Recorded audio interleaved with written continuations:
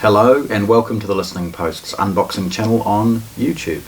Today we're unboxing a new release amplifier from Yamaha, their theatre amplifier, the RX-A860. The amplifier features Yamaha's new MusicCast platform, as well as some new cinema DSP modes and everything you expect from that kind of stuff.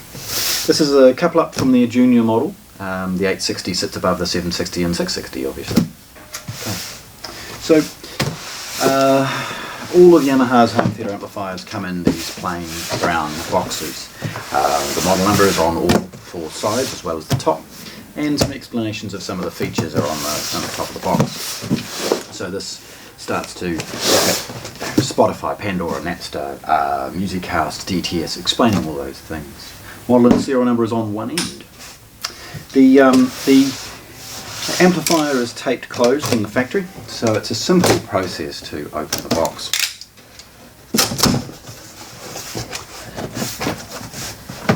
Inside the box is a basic MusicCast fact sheet. Talks about the app and other things like that. It's got a QR code on the form. It's got in the pack a warranty card. The manual is on a CD-ROM drive. FM aerial, AM aerial, and batteries for the remote control. New Zealand IEC power cord. Setup microphone. And the unit's remote control.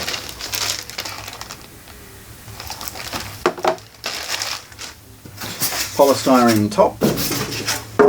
And then we've got the unit itself.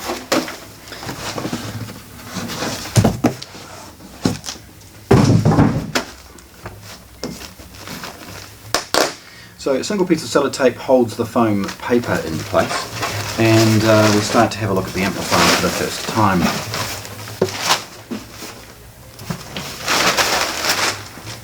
The front is relatively muted in its style, and the front door is taped in place with a piece of green sellotape. That sellotape comes off cleanly and easily with no problems. Okay. Looking at the front of the unit, we have the main power button, and below it the main input selector. Across the front are the buttons associated with the amplifier's audio zone 2 control, memory and presets associated with the AM and FM radio tuner, and the way of tuning those radio stations. Below them is a series of 4 scene buttons. These are a globalized memory function for the amplifier and can be set to be relatively complicated if you wish, or pretty simple. They show DVD, Blu-ray, TV, net and radio, which Yamaha has obviously found to be the most popular among customers. The front door is a simple trapdoor, manually opened and closed, and reveals the headphone socket, front USB, tone adjustments programming for the DSP fields, a straight button to turn those DSP fields off, and an analog input for a portable device or a Wii console or a camera, as well as a front HDMI. There's a 3.5mm microphone input.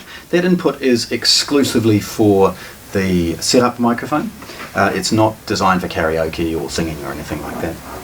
Across the front we have the main volume control, and then the pure direct button for shutting down superfluous processing and other things like that, getting the amplifier operating as clean as possible. The amplifier is relatively weighty, and on the top we have the cinema DSP, MusicCast and other badges.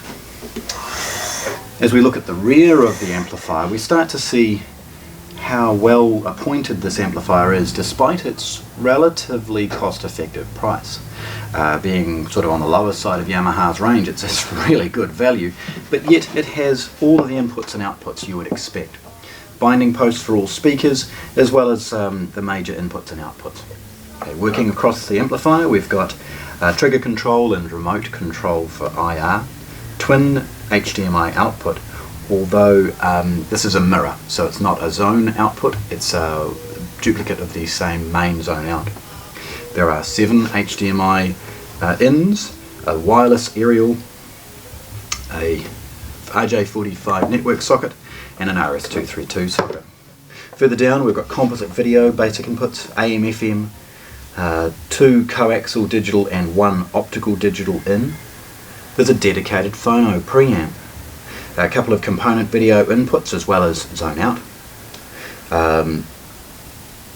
zone video outputs, and analog inputs for CD players and other analog devices.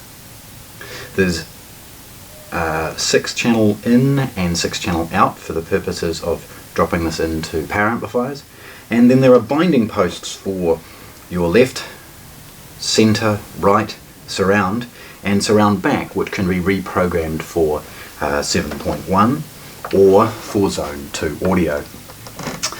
Completing the back panel is the IEC input for power, and yeah, nice and easy as far as that. And again, very, very well appointed. This well constructed amplifier, if we have a look at the bottom briefly, has the 5th foot associated with rigidity and dampening of vibration within the chassis. There's been audible tests done, and it's actually made an excellent improvement to sound, so yes. Thanks for watching. If you want to see more, subscribe to our channel.